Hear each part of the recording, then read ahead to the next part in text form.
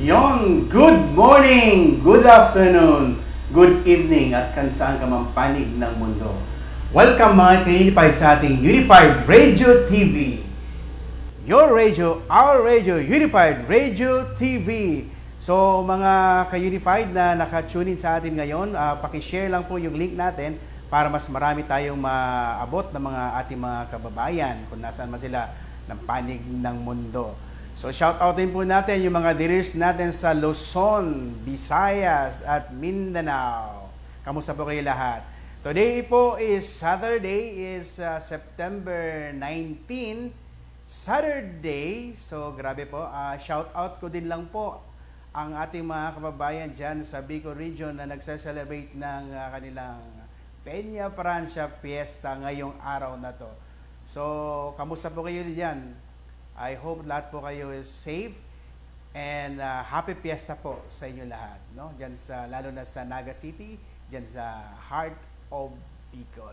So mga ka-Unified, napaka-blessed po natin and honored kasi ang ating regular training today, no, sa ating dito sa URTB, yung ating dealers optimization training. So, kung ikaw dealer ka ni Unified at seryoso ka at gusto mong gawing business, dapat nag-attend ka ng mga training. So, we also encourage lahat ng mga dealer natin na continue to invite po, i-share po yung ating link, Unified Products and Services Inc. Official sa ating Facebook and sa ating naman YouTube, Unified Products Services Inc. Official page, no? Para po marami tayong maabot. And alam natin, dito sa ating sa Unified Product Services, kahit po meron tayong mga crisis, sabi nga yan, we convert crisis into opportunity. So, ulitin ko po, napaka-blessed natin kasi yung ating speaker ngayong araw na to ay isa po sa trainer ng Unified Products and Services. Wag ko na po masyadong patagalin para makilala natin sila at yung mga nag-aabang kanina pa sa training sa ating DOT. So, bigyan po natin siya ng heart at palakpakan po natin. Walang iba, fresh from Pampanga, trainer ng Unified Products and Services, Mr. JC Aranas. Hi! Good morning, Team Unified! Sir Eric, maraming salamat po. Thank you sa welcome sa akin dito sa URTV again. I'm back. Alright, so before I start, shoutout muna. May nabasa ako kanina, Team Synergy London. Grabe, ba talaga nagagawa ng URTV, ng Unified? Saka bilib ako dyan sa mga nasa ibang bansa kasi yung commitment nila, alam kong pagod kung nag-work, pero they spend time to learn. Tama? Ayan, sa mga nanonood sa ating 52,000 tama ba? 52,000 na ba tayo? Na viewers sa atin dito sa URTV live.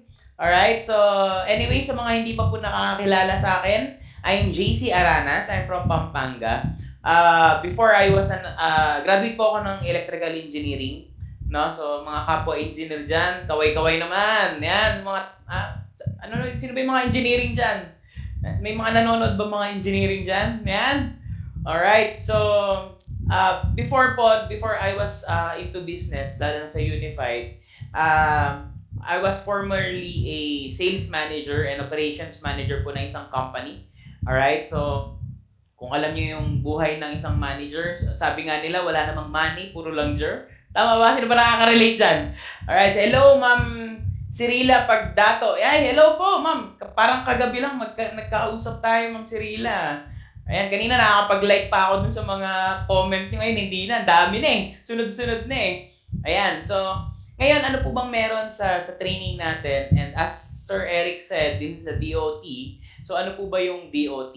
Usually, when it comes to DOT, ang sabi nga nila, ito, sabi nila, pangbago, para paano ba sisimulan? Kasi, most of us, lalo na kung ikaw first time mong mag-business ng ganito, ang unang question is, paano ba?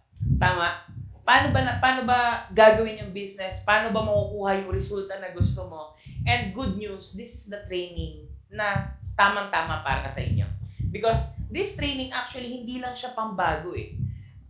Itong training na to, this is for distributors that are in their building stage. When we say building stage, hindi ito yung 1 month, 2 months, 3 months.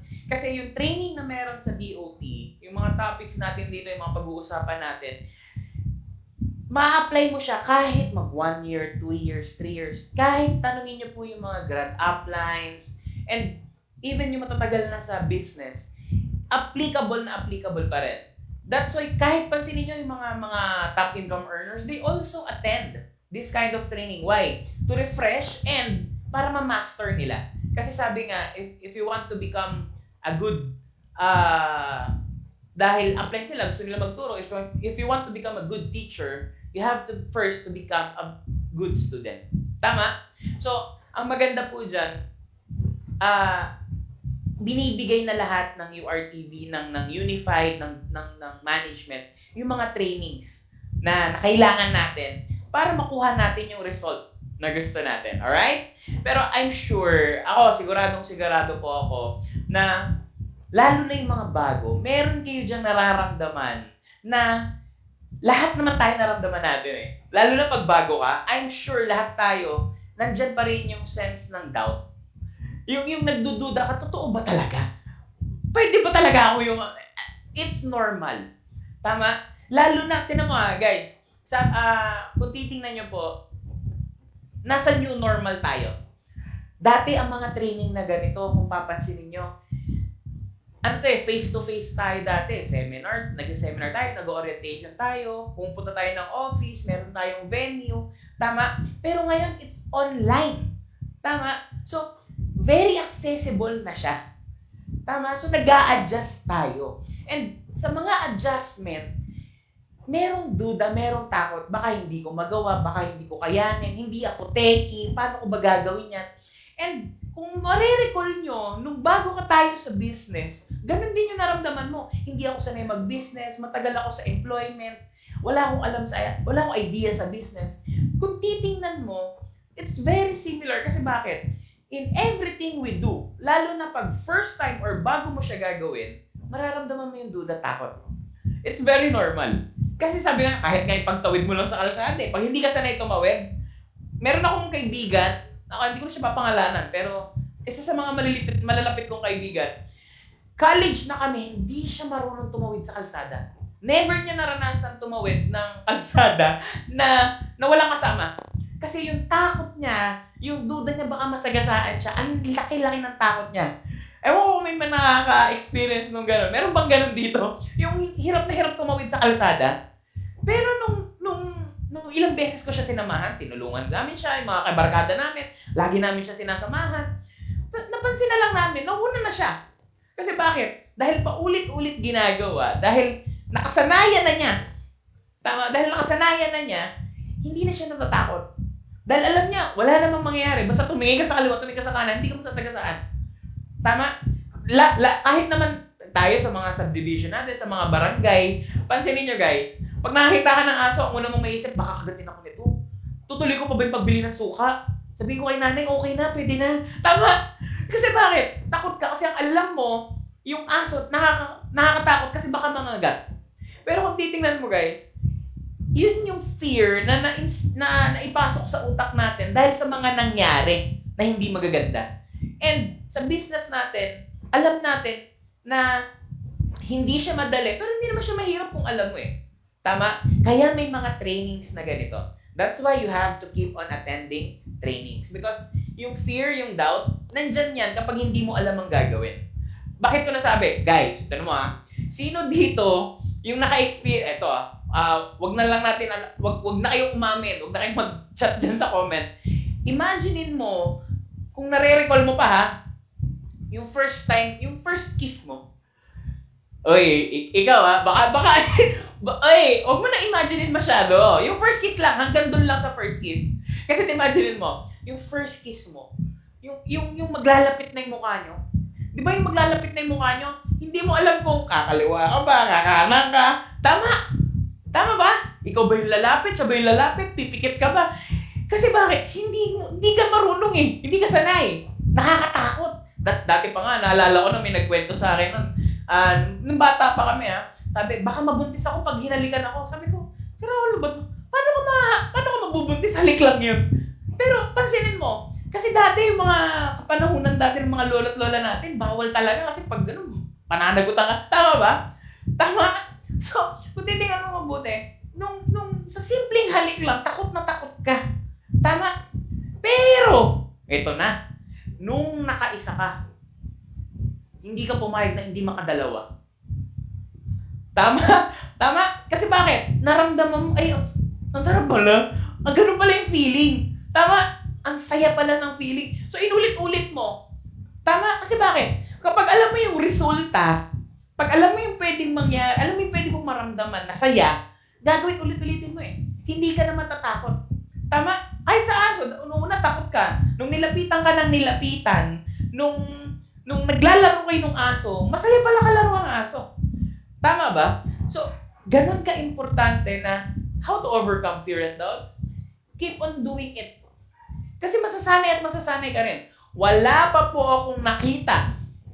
Guys, meron ba kayong nakita dito nung nag-pain na matay? Wala! Tama! Wala! Yung iba takot na takot, ayoko kumausap ng tao. May nakita ka ba nagsabi, hi, meron bang gano'n? Wala! Kasi bakit? Wala naman nakakamatay. Tama? And kung meron na, marami na dapat. Pero wala Kasi bakit? It's normal. Okay lang, walang masama sa ginagawa. Kaya lang hindi ka sanay. Ulitin ko, pag meron kang isang bagay na gustong-gustong gawin, pero hindi ka sanay, matatakot at magdududa ka. Pero pag nakasanayan mo na, easy na lang. Ganon din sa pagdadrive.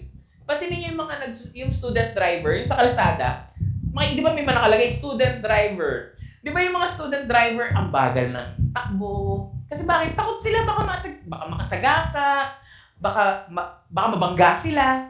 Tama? Tama ba? So kung titingnan mo, sila, dahil punong-puno ng takot at duda, baka nga ikaw nung nag-aaral ka mag-drive Di ba ang bagal mo rin? Gis lang takbo mo, 20 lang. Mabilis na para sa'yo. Tama? Pero nung natuto ka mag-drive, grabe 100 ka na. Nung marunong ka na, minsan nga hindi ka na tumitingin Dati ganun ka Pero ngayon, minsan nagte-text ka pa, di ba? Kahit alam mong mali. Tama po ba? Tama? So, papansinin nyo, pag hindi ka talaga sanay sa isang bagay, nakakatakot, nakakaduda, kaya ka bumabagal. Pero kapag nasasanay ka, natututo ka, paulit-ulit mo siyang ginagawa, nawawala yung takot at duda kasi alam mo na yung ginagawa mo. Kasi alam mo na yung ginagawa mo. Naintindihan? Ngayon ako po, nung nag-start po ako, kwento ko lang po sa inyo ng konti. Isa rin po ako sa mga nagdududa at nagtatakot. Kasi nung nag-start po ako sa industry na meron tayo, sa business natin, hindi ko rin alam paano gagawin. Hindi, wala akong idea. Kasi bakit? I was part of those people na misinformed pagdating sa network marketing. When we say misinformed, kasi lagi ko sinasabi yan, tatlo yan. Well-informed, misinformed, uninformed. So yung well-informed, alam nila na maganda yung industry na meron tayo, yung business natin. Alam nila, familiar sila. Tama? Yung MLM, alam nila, hindi yan candy. Kasi yung mga uninformed, walang ka-idea. Pag sinabi mo MLM, ayan yan, candy, kinakain ba? Masarap ba yan? Saan nabibili? Ganun, yung mga uninformed. Wala talaga. Pero yung mga misinformed, yung misinformed, most of the people nakakausapin natin, and baka ikaw mismo, misinformed ka when it comes to this kind of business na meron tayo. Unified, kasi bakit? Tayo before, hindi natin alam kung ano ba yung ganitong business? Ano ba tong business na to? Lalo na before, maraming nauso yung scam, yung mga pyramiding. So, akala natin pare-parehas. Tama? So, nung na-introduce sa atin to, lalo na sa akin, I was misinformed before. Hindi ko alam na maganda pala talaga siya. No? Kasi wala tayong idea. Ako, nung nag-start po ako, inaral ko siya. Kasi isa ako sa mga tao na dahil hindi ko alam kung ano talaga yung ibig sabihin ko, kung gaano kaganda, inaral ko. Kasi sabi nga, maganda nga sa atin, we can learn. Pwede nating matutunan halos lahat. Tama? Lahat naman ng pag-aaralan basta gugustuhin. And there are 4 things na tumatak talaga sa akin, bakit sobrang ganda pala ng business natin. And gusto ko i-share sa inyo yun. Tama? Kasi ito yung magiging learning natin, na dadalhin natin para magawa natin siya ng tama. Okay? So, number 1 is, when you're in this kind of business, you're the boss. Kasi bakit? Ba't maganda maging boss? Kasi kung titingnan niyo po, ako, nung naging empleyado po ako, hindi naman ako nag-start na manager agad. Nag-start po ako, syempre, sa rack and file. Tama? Naging simple empleyado po ako. So, well, there's nothing wrong. I'm not against employment. Don't get me wrong. I'm not against employment. Very proud po ako sa kanila. Kasi yan yung masisipag talaga. Tama? Kasi bakit? Imagine, lalo nung hindi pa uso yung work from home, kahit minsan nga mas mahirap pa nga yung work from home eh. Kasi bakit? Kailangan ready ka lagi. Tama? Kailangan, nasi-stress yung iba dahil sa mabagal na internet. Kasi bakit nakasalalay sila sa ganon? Tama? Pag mabagal internet mo, hindi ka makapasok. Ganon din.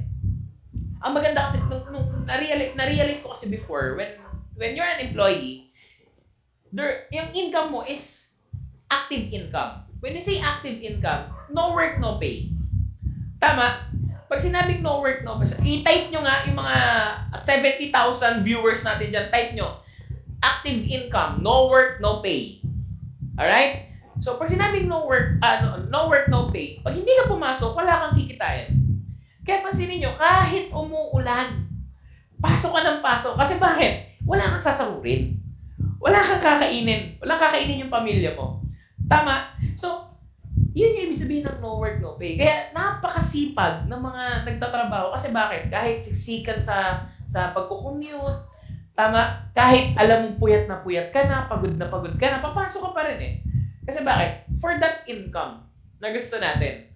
Tama? Pero ako na-realize ko kasi, during my employment time, ang gusto kong buhay kasi, yung nakikita ko sa boss ko. Tama? Ano yung nakikita ko ba sa boss ko? Yung boss ko kasi minsan dumadating late. Di ba? Yung mga boss usually, hindi naman lahat, no? Pero madalas yung iba, dumadating sila late, okay lang. Tama? Pero minsan maaga, pero kahit malate sila, okay lang. Sa ating mga empleyado, hindi tayo pwedeng malate. Kasi pag na-late, kaltas. Tama? Tama ba? So, pwede silang umuwi ng maaga. Okay lang din. Umalis ng opisina ng maaga, okay lang. Sa atin, under time. Tama? So, sabi ko, ayoko ng ganong buhay. Gusto ko yung may time freedom katulad niya. Nakakabakasyon siya kung kailan niya gusto. Tama? Nasasama niya yung pamilya niya. Yun ang gusto ko. Tapos, pag dumadating sa opisina, komportable. Bakit komportable? Nakasasakyan. Tama? Most of the employees, hindi naman kaya mag-afford ng sasakyan. So, kaya nakikipagsiksikan sa MRT, sa LRT. Tama? Yung bagong ligo ka, hindi mo na kailangan patuyin yung buhok mo kasi pag sakay mo ng jeep, tuyo na. Tama? Kasi mahangin eh. Nakakainis nga minsan pag yung katabi mo, mahangin. Ano ba to? Kalbo na nga ako, nagkakabuhok pa ako. Nangyayari yun eh. Tama? Ako ilang beses ko na-experience yun. Yung hahawiin ko, tapos titingnan ka lang, hindi man lang mag-sorry. Tama, para kasalanan mo pa nandun ka umupo. So, yung ganong mga senaryo, yun ang ayoko, yun ang gusto ko yung nararanasan ng boss ko. Tama ba? So, tapos, yung freedom nila sa time, hawak nila yung oras nila. Tama? So, ako nung naintindihan ko to, in this business na meron tayo, you're the boss. Ikaw yung boss ng business mo. Tama? Kaya lang, ito yung na-realize ko rin. If you're the boss, ang mga boss, kaya nila nakukuha or meron sila ng mga sasakyan, vacation, kaya nagkakaroon sila ng time freedom. Alam niyo kung bakit? Kasi they are the best employee. Kasi pansinin mo, lahat ng boss, kabisado lahat ng department. Tama? Kaya, sabi ni Factoranan Antoinette, free hair dryer. Totoo yun. Tama ba? So, kung yung mga boss, kaya nila nakuha yun kasi they are the best employee. Ano yung sabihin ng best employee? Okay, i-type nyo nga habang i-explain ko kung bakit best employee. I-type nyo nga, be the boss, but be the best employee. Be the boss, Be the boss, but be the best employee. Type nyo. Comment nyo. So, pag sinabing best employee, di ba ang empleyado maaga pumapasok? Tama? So, ganun din sa business natin. Pag sa business natin, kailangan maaga mo siya ginagawa. Hindi ka gumigising ng tanghali, tapos magpapahinga sa hapon, tapos gabi mo lang gagawin. Hindi ganun. Dapat magkaroon ka nung characteristic na paano magtrabaho ang boss. Ang boss, kahit minsan late sila pumasok, bakit? May meeting sila ng maaga. Yung isang boss ko, marami ako natutunan doon. Nung operations manager ako, marami ako natutunan doon sa president namin na yun. Makikita mo siya, 6 a.m., minsan, nasa office na. Minsan naman, 9 siya darating, pero galing siya sa meeting.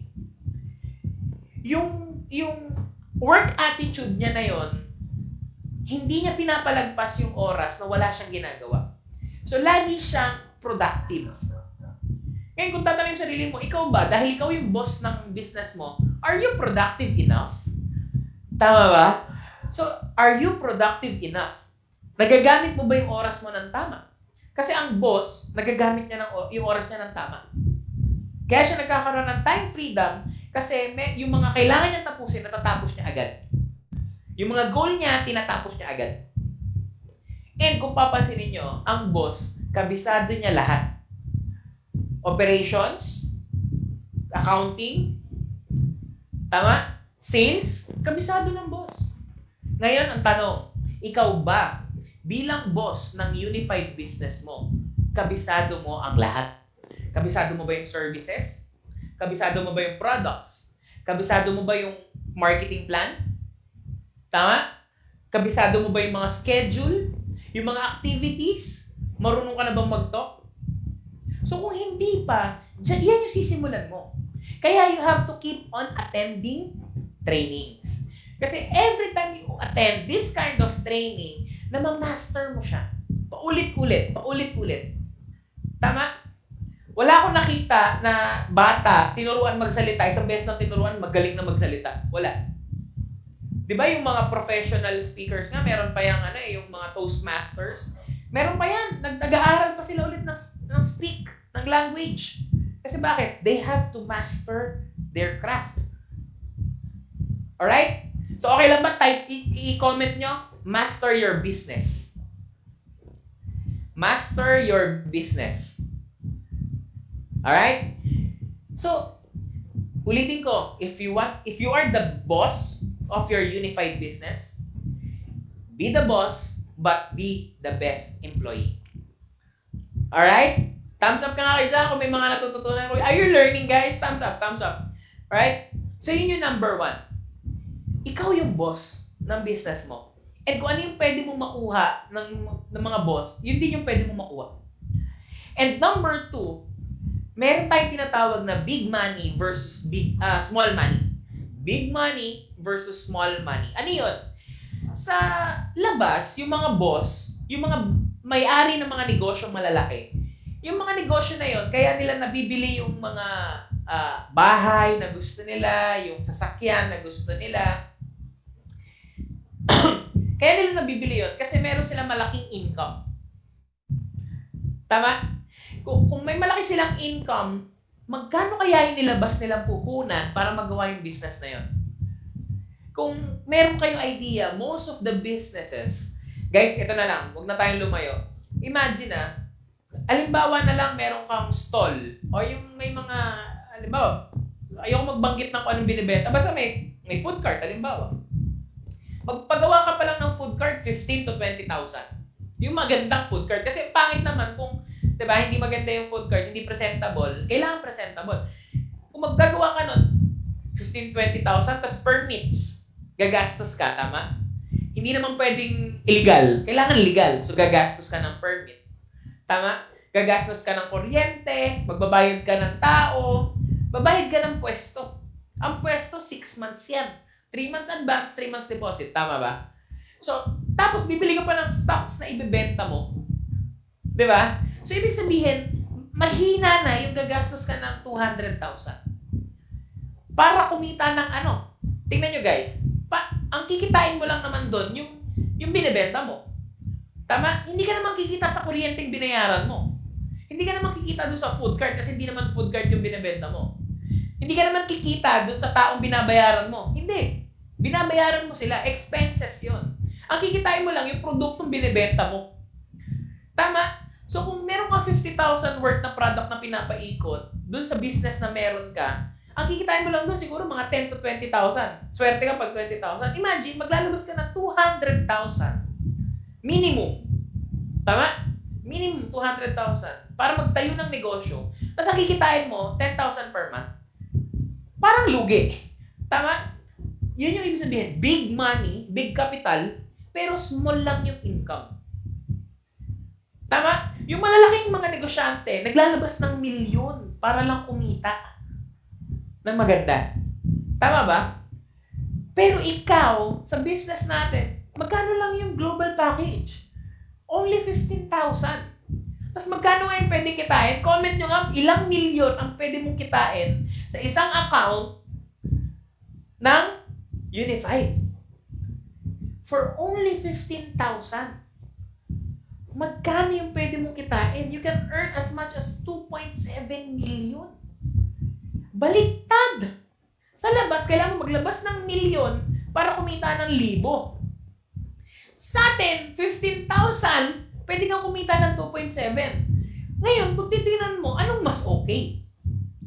Sa labas, big capital, small income. Sa atin, small capital, pero big potential income. Tama ba? So, guys, kung naintindihan mo yun, ako nung naintindihan ko, sabi ko, ganun din naman eh. Pag ako nag-work, bakit ako nag-work? Mag-iipon. Bakit? Magne-negosyo. Kasi pag nag-negosyo ako, doon ako kita ng malaki. Ba't hindi pa ako mag-negosyo ngayon? Nung na-realize ko, sabi ko, oo nga no. Pwede ko palang simulan ngayon. Tama? And eto pa guys. Small capital ka na. Pero yung sistema na ginagawa ng mga mayayaman, yun din yung sistema na meron ka. Alam niyo kung ano yun? It's what you call law of leverage. Comment nyo nga, law of leverage. Sige, comment nyo. Law of leverage. When we say law of leverage, ito yung ginagawa ng mga mayayaman na para mas lumaki yung income nila na hindi masyadong, hindi sila napapagod masyado. Ano yun? Pansinin nyo, ang mga yung malalaking mall, hindi ko na banggitin, mall. Mall na lang, munti ka na. Mall. Malls, mga restaurants, food chains. Pansinin nyo, ang dami nilang branch. Ang daming branch. Pero, bakit isa lang yung may-ari? Dalawa lang, isang kumpanya lang. Pero yung mayaman. Kasi bakit? Ang ginagawa nila, nag-hire sila, nagre-recruit sila ng mga empleyado. Nabibigyan nila ng sahod para yun ang magtrabaho para sa kanila. Kasi bakit? Guys, sa mga mall, hindi mo naman makikita yung may-ari na magbabantay? Hindi. Magbebenta? Hindi. Magbubukas ng pinto para sa'yo? Hindi. Mag-welcome? Hindi. Ganun din sa mga restaurant. Nakita mo yung may-ari, nagluluto? Hindi. Imagine kung sa may fast food, ang daming branch, tapos siya lang yung marunong magluto. Ang hirap nun. So, ang ginagawa nila, nag-hire sila ng mga empleyado para yun ang gumawa ng trabaho para sa kanila. That's what you call leverage. Ang tawag doon, para mas madaling tandaan, meron dyang 3 bagay ang law of leverage. For example, yung may gagawa ng magluluto para doon sa iba, ang tawag doon other people's skills. Nag-hire ka ng mag-cook, na magkukook para sa'yo, other people's skills. Nag-hire ka ng manager, other people's skills. Nag-hire ka ng accountant, other people's skills. Skills nila, kasi pansinin mo, yung mga negosyante, yung iba hindi naman graduate ng accountancy. Most of them, hindi graduate ng accountancy. Ang ginagawa nila, nag-hire na lang sila ng accountant. So, other people's skills. Tama? So, tapos, yung mga tao na yun, nandun sila sa trabaho, 8 hours to 10 hours a day, minsan 12 hours a day pa, Sila yung nagagawa ng trabaho, pero wala yung may-ari. Minsan nag-golf lang, nagbabakasyon, nasa bahay lang. Pero kumikita sila. Ang tawag doon, other people's time. Other people's time. Oras ng iba, ginagamit ng may-ari para kumita siya ng pera. Yan ang ginagawa ng mga mayayaman. And, meron sila tinatawag na other people's money. Bakit? Yung mga bumibili sa kanila, hindi naman sila yung nagbigay ng pera, pero kumikita sila. In-explain ko pa nga to, sabi ko, yung mga empleyado, sila yung nagbigay ng pera. Sahod, di ba? Pero saan ginagastos ng mga empleyado? Doon din, papasok. Para makapasok, pamasahe, pagkain nila pang araw-araw, pambili ng load, tama, pambili ng damit para makapasok. So, gagamitin din nila yung pera para pumasok sa opisina, para kumita yung boss. Ang tawag doon, other people's money. Ginagamit ng mayayaman yung pera ng iba para lalong yumaman. Anong point? Sir JC, sige, yun yung ginagamit nila sa sistema. That's law of leverage. Pero, anong connect sa business ng Unified? Guys, tingnan mo Gano'ng kaganda yung 15,000 mong kapital, ito yung sistema na meron ka. Ano yun? Sa Unified, pwede ka magkaroon ng maraming business partner. Tama? Pwede ka magkaroon ng business partner sa Luzon, Visayas, Mindanao, sa ibang bansa, Singapore, Hong Kong, sa abroad, tama? Sa Middle East, meron sa London kanina, sinabi, tama? So, pwede ka magkaroon ng maraming grupo, imagine mo, magkakaroon ka ng maraming branch. Tama? So, pag tumatakbo yung business doon, at tinulungan mo sila, tama? That's other people's time. Kasi minsan, merong magtatransact doon, wala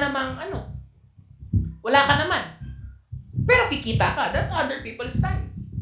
Yung mga magtatransact, magre-remittance, magpapaload, hindi naman ikaw nagbigay ng pera, hindi ko ikaw nagpadala ng pera. Tama? May mga bibili ng packages, bibili ng products. Ang tawag doon, other people's money. So the more na maraming gumagamit ng system, ng services na meron tayo, bumibili ng products, the more na kumikita ka. That's other people's money. And the good news, merong mga trainers, may mga activity, may mga free trainings tayo, may mga speakers, ONE speakers, yung mga na pwede kang sumabay kung hindi ka pa marunong. Tapos kung may prospect ka, may guest ka na gusto mag-franchise, tapos makikinig, pakinig mo lang doon. May magtasalita para sa'yo. Ang tawag doon, other people's skills. So imagine guys, meron kang other people's money, other people's time, other people's skills. Parehas pala kayo ng sistema ng ginagawa ng mayayaman. Tama ba? Okay ba yun? Pero ito guys, ang good news, meron tayo na sistema na wala sa kanila. Watching from London, Miss Malu, Lahato. Hi, Ma'am Malu. Good morning. Good morning talaga dyan, tama? So, ayan. So, ano yung sistema maliban sa OPM, other people's money, OPT, other people's time, o other people's skills, OPS, na wala sa mga sistema na ginagawa nila? Ang tawag doon, other people's result. Ano ibig sabihin ng other people's result? Pag bago ka sa negosyo, halimbawa may food cart ka, halimbawa milk tea. Pag ikaw may milk tea, hindi mo pwedeng sabihin, alam mo masarap yung milk tea sa ganung brand. Bili ka sa akin ng milk tea. Hindi mo pwedeng sabihin yun. Kompetensya yun eh. Tama? Sa labas, yung normal, yung mga traditional business na meron dyan, kahit yung malalaki negosyo, nagko-compete, naglalaban-laban. Tama? Hindi mo pwedeng ituro na maganda doon, kaya sa'yo sila pupunta. Hindi pwede. Yung resulta ng iba, hindi mo pwedeng i-gamitin. Pero sa business natin, kung ikaw bago, tapos hahanapan ka ng resulta, pwede ka ba talagang kumita dyan? Kung ikaw wala pang resulta, okay lang. Bakit? Ituro mo yung mga kumikita. Ang dami na pong kumikita sa Unified. Yan. Hi. Watching from Malaysia. Good morning. Si Zoraida Malia. Tama ba yung basa ko? Watching from Israel. Hello po. Ay, hindi ko po mabasa yung pangalan mo. Watching from Israel. And, yan. Team Synergy London. Si Ma'am Malu. So, pwede mong gamitin yung resulta ng iba. Kasi sa sobrang dami ng kumikita sa Unified, imposibleng pagdudahan na hindi sila kikita. Tama ba? pwede mo ituro. Pwede mong gamitin, ayan, yung top 1, top 2, top, yan sila. Pwede mong gamitin yung resulta para patunayan na maganda yung business. Sa labas, maglalabas ka ng milyon, marami kang kakompetensya. Dito, maglalabas ka lang ng magkano, 15,000 lang, global package, pero marami kang katulong. Maraming tutulong sa'yo. Ako nung naintindihan, sabi ko, mas okay na to. Kasi, maliban sa small money lang ang kailangan at big potential income, meron din akong law of leverage. At ang good news, yung pang-apat, yun ang favorite ko talaga. Yun ang reason bakit ko talaga siya sineseryoso. Ang tawag po doon is the residual income. Ano yung residual income? Darating yung time, lalaki ang grupo mo. At pag na-build mo yung grupo mo, napalaki mo yung grupo mo, tama? Maraming magtatransact dyan, hindi mo nakakilala. Maraming mga papasok na sales dyan, hindi mo na alam kung saan ang gagaling. Pero wala kang choice. Kikita ka. That's residual income. Ngayon pa nga lang, I'm sure, baka nakaka-experience ka na ng residual income. Tama? And that's a very good income. Kasi bakit? Hindi mo alam hanggang kailan mo kaya magtrabaho. Kaya ako, bilib na bilib po ako sa mga nag-work. Kasi bakit? Pwede ka naman kumita ng malaki sa work eh. Basta masipag ka, tama? Kaya lang, kailangan maganda yung work mo. Maraming criteria para magkaroon ng magandang work, tama? Yung school dapat maganda, dapat yung course mo maganda, dapat may education. Ang malupit niyan, kailangan may backer. Yung kadalasan, di ba? Bihira yung yung sa ladder. Kaya minsan may mga nababalitaan ka. Matagal na siya doon, ba't nauna yung kasi kamag-anak yun eh. Tama? Ganun sa work. Tama? So, ngayon, kung pwede kang kumita ng malaki, don't get me wrong again. Pwede kang kumita ng malaki, kaya lang, paano pag nagkasakit ka? Wag naman, pero paano kung nagkaroon ka ng problem, hindi mo na kaya mag-work? Tama? Maraming nangyaring ganon. And nagfo-fall back sila sa business. Kaya lang, pagdating sa business, hindi na rin nila magawa kasi nahirapan na rin sila dahil wala silang idea. Ang good news, lalo na kung bata ka pa, 20, 30 years old ka pa lang, tapos nagsa-start ka na mag-business ng Unified, good for you. Tama? Maaga mong mabibuild yung business mo. Maaga kang makakarating dun sa success na gusto mo. And maaga mo ma-experience yung residual income. Those are the 4 reasons bakit gustong-gusto ko yung business natin ng business natin Unified and network marketing. Again, ulitin ko guys. Ano yung number 1? You're the boss. I-comment nyo nga ano yung 4. Number 1 is you're the boss. Number 2, big money versus small money. Number 3 is the law of leverage. And number 4, residual income. You're the boss, big versus small money, law of leverage, residual income. Sige, comment nyo. Para ma-recall nyo ng ma-recall. Tama? Ngayon, okay Sir JC, naintindihan na namin. Maganda. Sobrang ganda ng business natin. Sobrang ganda ng opportunity na meron tayo. Ano yung kailangan kung gawin or alamin para masimulan ko siya? Para magawa ko siya ng tama? Yun ang tanong, tama?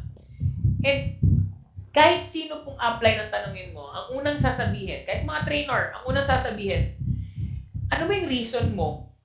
Bakit mo siya kailangan gawin? What is your why? Ano yung why mo? Ba't mo siya ginagawa? What is your deepest why?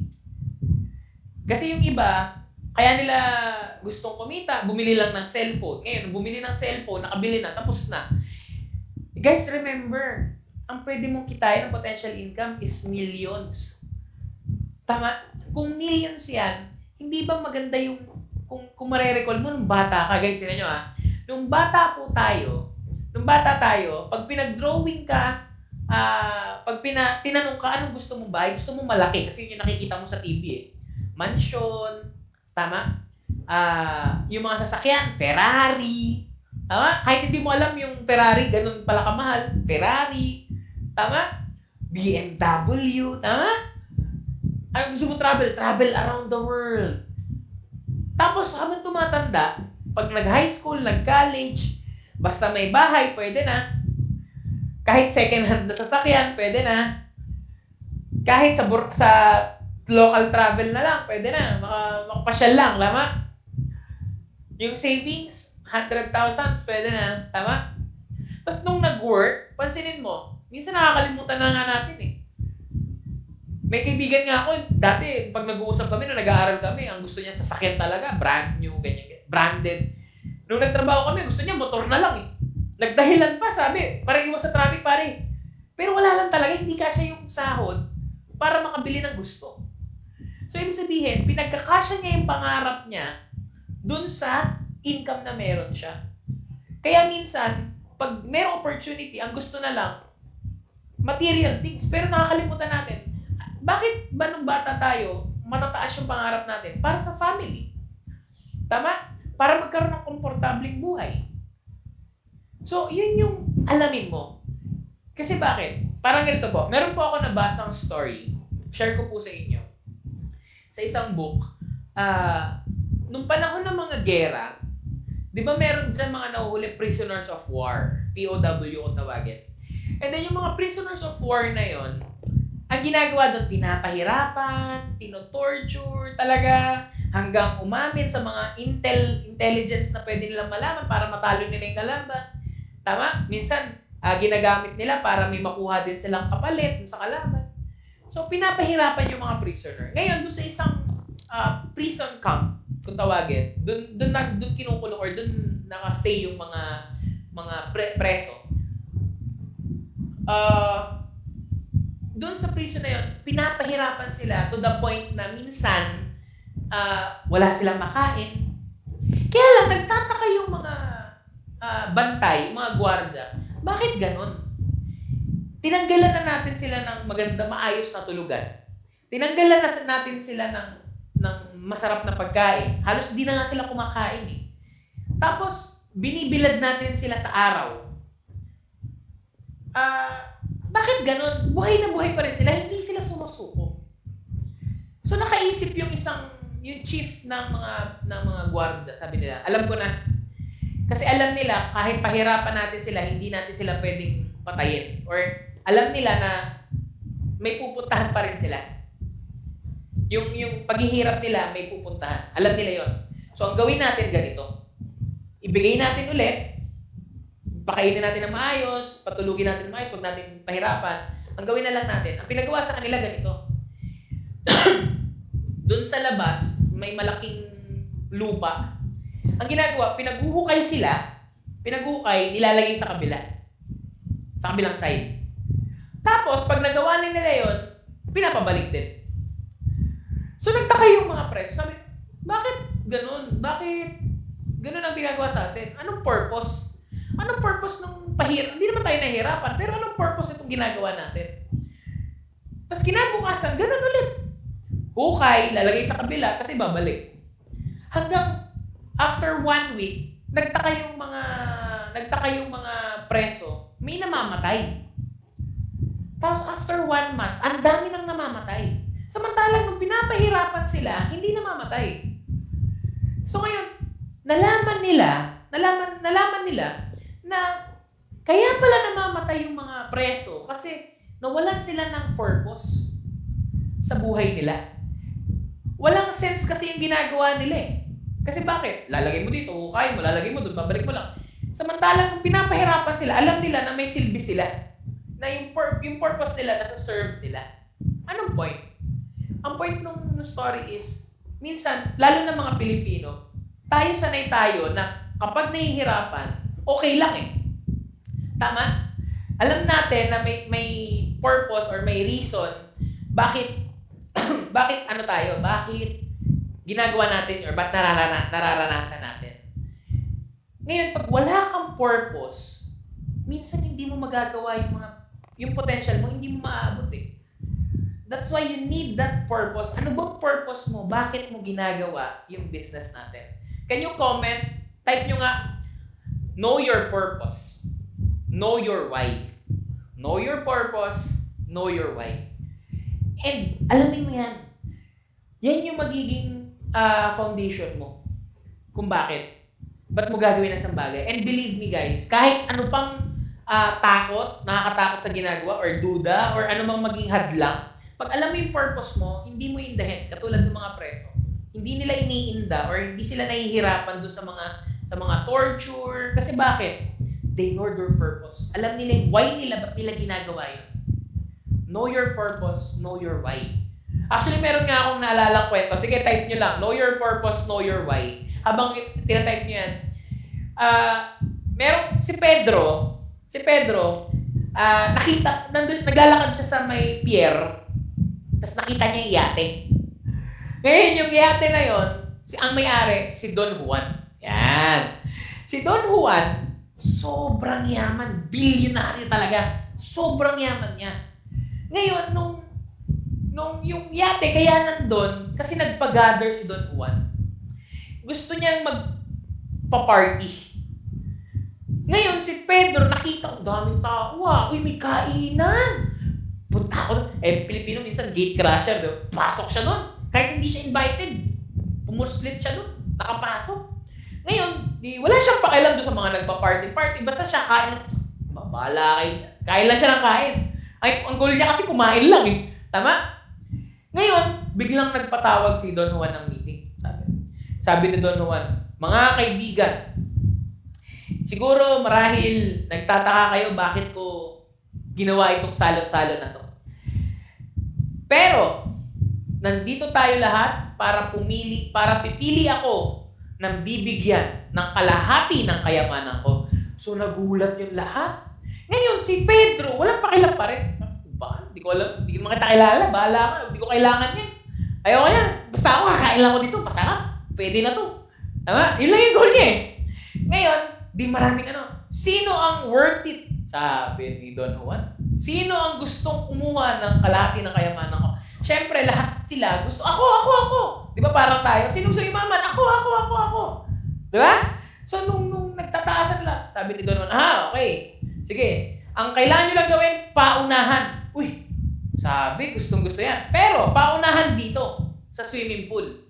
Paunahan lumangoy. Pila yung gusto. Ang daming pumila. Yung gustong lumangoy. Kaya lang, buksan ang swimming pool. Pagbukas ng swimming pool, naku po, Diyos ko, may mga pating, may mga buat, pirana, may marami sa yung mga nangangain ng tao. So, yung mga unang pumila, nag-atrasan. Atrasan sila. So, nung nag-atrasan sila, sino yung mga gusto ng kayamanan ko, yung mga gusto yumaman?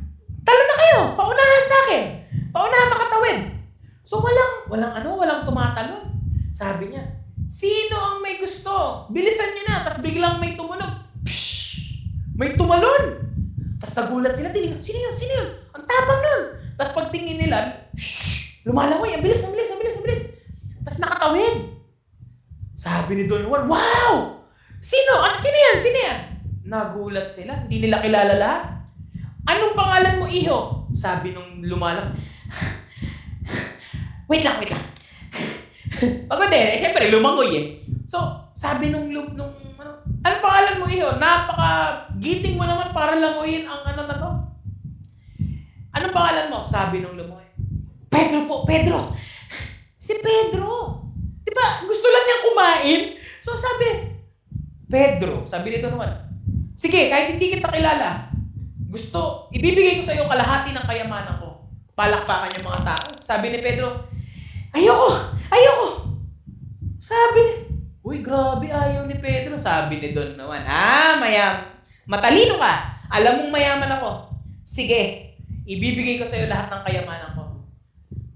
Sabi ng mga tao, grabe. Sabi ni Pedro, ayoko pa rin. Hinihingal eh. So sabi nila, grabe, sabi ni Don Juan, matalino tong batang to. Siguro nakita mo yung anak ko, no? Nakita mo, sobrang ganda. At pag nakuha mo siya, makukuha mo talaga lahat ng kayamanan ko. Sabi ng mga tao, grabe, ang galing. Sabi ni Pedro, sagot ni Pedro, ayoko pa rin. Ayoko. Teka, sabi ni Don Juan, teka, Ayaw mo ng kayamanan ko. Ayaw mo ng anak ko. Eh bakit ka tumalon? Ba't mo nilangoy yun? Delikado yun, ba't ka lumangoy? Anong gusto mo? Sabi ni Pedro, Don Juan, gusto ko lang malaman, sino tumulak sa akin? So, yung pala, tinulak lang siya, kaya siya napatalon, kaya siya lumangoy. Wala siyang point, hindi niya goal na makuha yung kayamanan, natulak lang siya. Pero nakuha niya. Anong point, guys?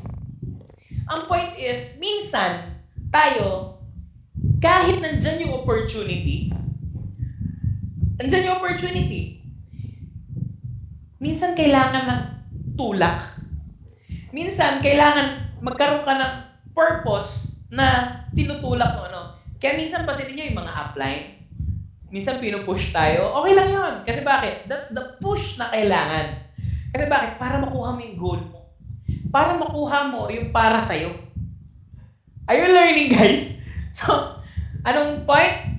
Itulak. Ay, hindi ko sabihin, itulak tuloy. Well, ang point is, magkaroon ka ng purpose. Sabi yan, know your purpose, know your why. Tama?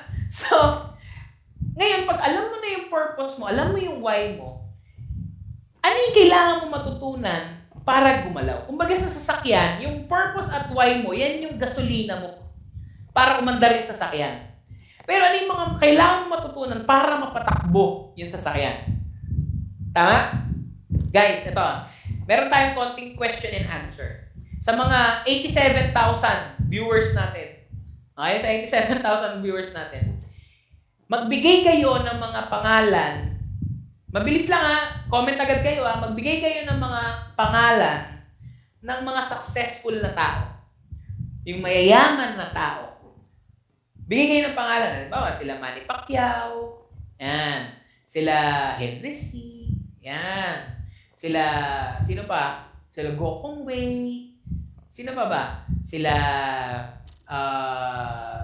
madami. Sige, magsabi kayo naman. Ba ako na lang lagi. Magsabi kayo. Magsabi kayo ng mga pangalan. And may pansinin nyo. Sila Bill Gates, yan. Trisha Castro, successful na daw si Trisha Castro. tinaglang. Lucio Tan, yan. Si Rodeline Ramat. Ford, yan. Sila Ford. Yung sa sasakyan.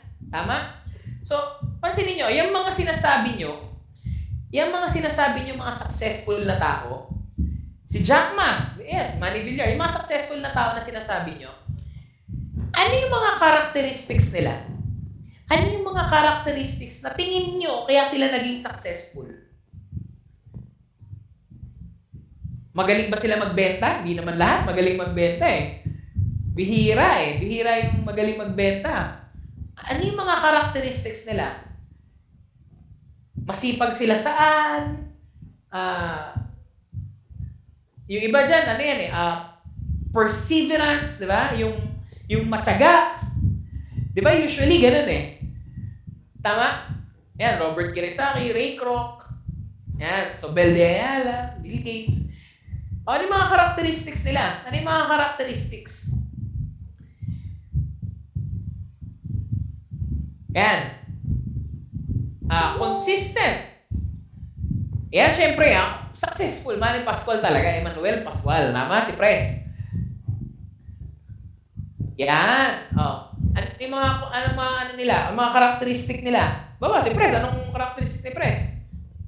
Positive thinker, masipag, humble. Tama? Ano pa? Ano pa yung mga characteristics nila? Yes, humble. Sabi nila Ma'am Norma, Ma'am Agnes. Yan. Sabi, masipag daw, sabi ni Tess, Ma'am Tess. Ano pa? Visionary. Never give up. Diba? Ano pa? Consistent. Madalas siyang consistent. Siguro mga consistent. Mabait. Inaral ang business. Learner. Tama? Learner ba? Learner. Pag magaling mag-aaral. Learner. Ano pa? Yan. Yan. Yung mga yan. Tama yan. Wise. Pansinin nyo. Yung mga yung mga characteristics na yan, yung mga binabanggit yung mga characteristics, kung mapapansin nyo po, they are all, hindi naman sila skills. Teachable, open heart. Hindi sila skills eh. Tama? Nandyan yan sa attitude nila. And sa mindset nila. Yes. Di ba? Yung visionary, kung paano ka mag-isip eh. It's mindset. Kung papansinin nyo, most of the successful persons, ang characteristic na meron sila, mostly, is a good mindset. Good mindset and good attitude. Kaya nga lagi sinasabi, ang importante, maliban sa skills, maliban sa business natin, hindi lang basta skills. Ang skills nasa 15% lang. Ang importante is our mindset, which is 85%. And ang pinaka-importanting mindset na kailangan matutunan mo is your attitude. Tama?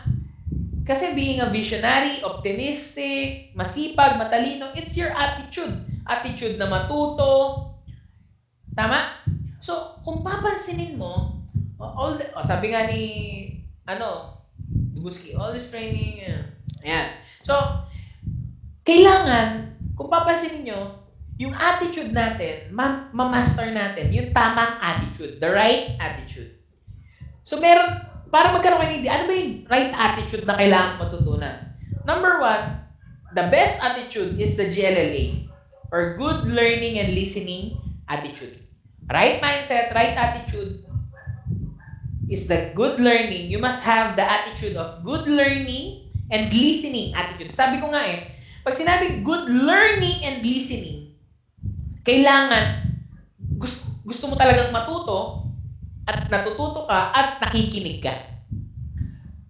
Tama? Hindi kasi pwede, hindi naman sinabing good learning and or listening attitude. Pag sinabi kasing and or, pwedeng isa lang. Hindi Kaya siya sinabing and kasi kailangan parehas kang meron. Good learning and good listening attitude. Ngayon, ano yan? Meron nga diyang kwento kung paano mo malalaman yung good learning and listening attitude. Para matutunan mo yung GLLA, yung good learning and listening attitude, para magawa mo yung business ng tama, merong isang, yung tawag dun sa nagpapana? Archer. Yan. Yung archer, gusto niyang maging pinakamagaling na archer. Ngayon, ang ginawa niya, hinanap niya yung pinakamagaling na teacher. Siya yung naghanap siya ng pinakamagaling na teacher. Ngayon, nung nakita niya yung teacher, sabi niya, Master, teach me how to shoot an arrow. Sabi nung master, bakit? Hindi ka ba marunong? Gusto kong maging kasing galing mo. Tama? Ganun yung attitude. Gusto niya matuto na maging kasing galing ng master. So sabi nung master, okay, sige, tuturuan kita. Ito ang kailangan mong gawin. Hawak ka ng ganyan, tas ganun ka. Ganun daw siya. Sabi nung estudyante, teka, marunong na ako niyan Pero sige, di ba? Dapat good learning and listening. Dapat marunong makinig. Sabi nung estudyante, sige, susundin kita. Dahil ikaw ang master. Ginagawa ko niya. 1 week na niyang ginagawa. Yun lang training niya. Ganun lang siya ng ganun. So after 1 week, sabi niya, pwede na ba? Pwede na ba? Hindi pa. Tuloy mo lang. Tuloy mo lang. Sanayin mo yung kamay mo. After 1 month, ganun lang siya ng ganun. Sabi ng estudyante, niloloko na yata ako nito. 1 month na ako, ganun lang ako ng ganun. Kailan mo ba ako tuturuan? Ano ka ba? Tinuturuan na kita. Try mo humawak ng bow and arrow. Nung humawak yung estudyante ng bow and arrow, try mo yun, sabi ng master. 100 meters. Pak! Shoot! Shoot sa bullseye. Sabi ng estudyante, ang galing mo, master.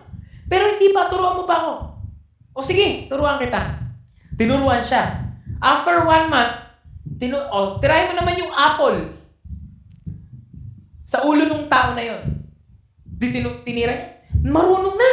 Sabi ng estudyante, galing mo talaga magturo, master. Pero gusto ko turuan mo pa ako. Gusto ko maging kasing galing mo ako. Sabi nung Ang galing-galing mo na nga, lagi ka ng bullseye. Natitira mo na yung mansana sa ulo ng tao. Ano ba bang gusto mo matutunan? Gusto ko master kasing galing mo. Gusto ko yung kasing galing mo talaga. Sabi nung master, hindi na. Wala na. Wala na ako ituturo sa'yo. Aalis na ako. Aalis na yung master. Ang ginawa ng estudyante. Aalis ka. Pinana niya yung master. Pagkapana niya sa master, sabi ng master, di ba nakatalikod na? Sinalo niya yung pana. Sabi nung, ba't mo ako pinana? Sabi ng estudyante, yan master. Yan ang gusto kong matutunan. Hindi mo pa tinuturo lahat. So, anong point? Anong point ng kwento? Ang point ng kwento is, dapat tayo bilang new distributors or mga bagong nagnenegosyo, new entrepreneurs, kailangan magkaroon tayo ng attitude na gusto nating matutunan lahat. Okay ba yun? Have that attitude na keep on asking questions. Keep on asking questions. Para matutunan mo lahat. And kapag tinuturuan ka, makinig ka. Kasi minsan, may mga bagay na hindi mo maintindihan bakit ganun yung tinuturo. Guys, kaya nga sila teachers. Kaya nga sila masters. Kaya nga sila uplines. Kaya nga sila mga speaker. Kasi alam nila yung ginagawa nila. Kaya pag tinuro nila sa'yo, huwag mo nang pag-isipan kasi hindi mo nga alam. Kaya ka tinuturuan para matutunan mo. Are you learning? So, have that attitude of good learning and listening attitude. Kasi pag marunong ka ng makinig, marunong ka matuto, bibilis yung pag-success mo dito sa business.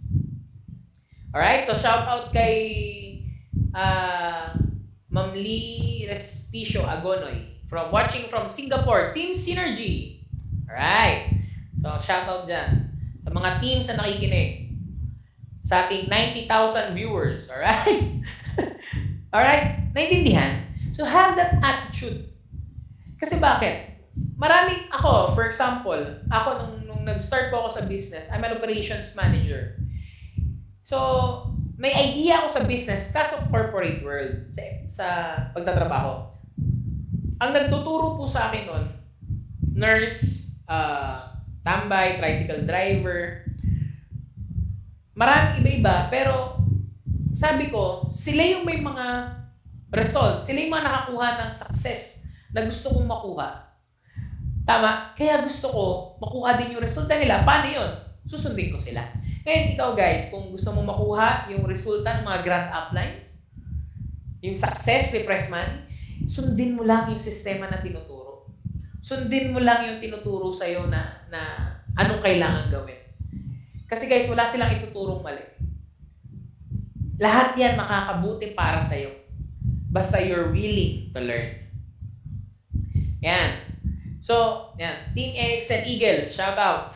Alright. Sa Israel. Okay. Ano pa? Ano pa yung kailangan matutunan mo or improve mo sa mindsetting mo? Kasi yung mindset mo ngayon, yan yung mindset mo simula ng pagkabata. Ano ibig sabihin? Kung ikaw 30 years old, 30 years mo ng mindset yan. Tapos magne-negosyo ka, hindi mo alam. So, kailangan mong i-improve, i-adjust. Kailangan mong mag-adjust. Tama? So, maliban sa attitude, you must have that belief system. Ano yung belief system na meron ka dapat? When it comes to belief system, marami kang kailangang 100%, sabi nga, kailangan hindi lang sa products, kasi may products tayo, sa services, have that belief na sobrang ganda ng sistema na meron tayo. Imagine guys, kahit nung pandemic, maraming negosyo nagsara, pero yung business mo tuloy-tuloy lang. Tama? Di ba? Tuloy-tuloy lang. Yung business natin, ang iilang business na hindi nagsara. 90% ng negosyo na nag-stop during pandemic. Ngayon, hindi lahat nakabawi. Pero yung business na meron ka, tuloy-tuloy. At paganda ng paganda. Imagine, meron ng GoCab, may U-Shopping na. Nadadagdagan na nagdadagdagan. Yung mga billers natin sa bills payment, padagdag na padagdag. Ganun kaganda yung business natin, yung sistema natin. Tama? Yung products natin, yung services natin. So, kailangan magkaroon ka ng tiwala 100%. Okay ba yan? And, syempre, maliban doon, kailangan magkaroon ka ng tiwala sa company, sa marketing plan na meron tayo. Guys, ang ganda nga ng marketing plan natin eh. Imagine, ang dami ng incentive, ang dami ng bonus, meron pa tayong residual income. Sa ibang negosyo, wala sila niyan. Kailangan continuous yung pagtatrabaho nila sa business nila. Kasi bakit? Pag tumigil sila, wala silang income. Sa atin, pag na-build mo na ng tama, tuloy-tuloy ang income mo. So, ganun kaganda yung business na meron ka. Ganun kaganda yung marketing plan na meron tayo. Tama ba? And syempre, kailangan may belief. Yung belief, kailangan may tiwala ka. Saan? Sa upline mo. Pag may sinabi siya, paniwalaan mo. Kasi, basta tungkol sa business. Walang walang love life pa. Basta tungkol sa business. Ngayon yung tungkol sa, ibig sabihin, lahat na ituturo nila na tungkol sa business, paniwalaan mo kasi bakit? Wala silang ituturong mali dahil business mo yan. Ano bang kailangan paniwalaan? Paniwalaan mo rin yung downlines. Guys, remember, downlines mo, in-invite mo yan. So, pag gusto nilang, pwede ba ako mag-present? Sige, bigyan mo ng chance. Malay mo, yun yung way para matuto siya. So, have that belief na suportahan mo siya. Tama? And syempre, sino pa yung mga kailangan mong pagkatiwalaan? Cross lines. Kasi bakit? Yung cross lines, sila yung pinakamarami na pwedeng tumulong sa'yo sa business na to. Kasi yung upline, ilan lang yan. Yung downline, depende sa'yo yan kung gaano karami yan. Yung cross line, lahat na hindi mo upline at downline, cross line mo, ilang libo yan. Tama ba? Ang ganda pa naman ng mga members din, ang gaganda ng characters or ng samahan ng mga teams dito. Kasi nagtutulungan lahat. Lagi ako nagtatanong sa mga teams, napakababait niyan, pwede ka magtanong. Walang problema dyan. Tanong ka lang ng tanong, tutulungan ka nila. Okay ba yun? So, keep on asking questions. Hingi kayo ng tips. Balay mo, doon ka may matutunan. Tama? And syempre, have that belief 100% kay Press Money. Kasi si Press Money, guys, sa dami ng na-meet kong tao, siya yung tao na very passionate pagdating sa pagtulong.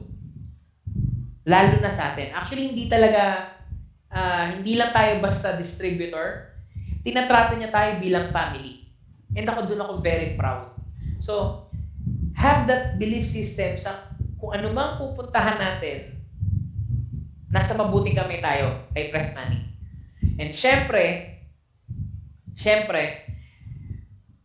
maliban sa mga yan, wag nating kakalimutan, have that belief system sa taas. Kasi wala nang lahat ng ito kung hindi dahil sa kanya.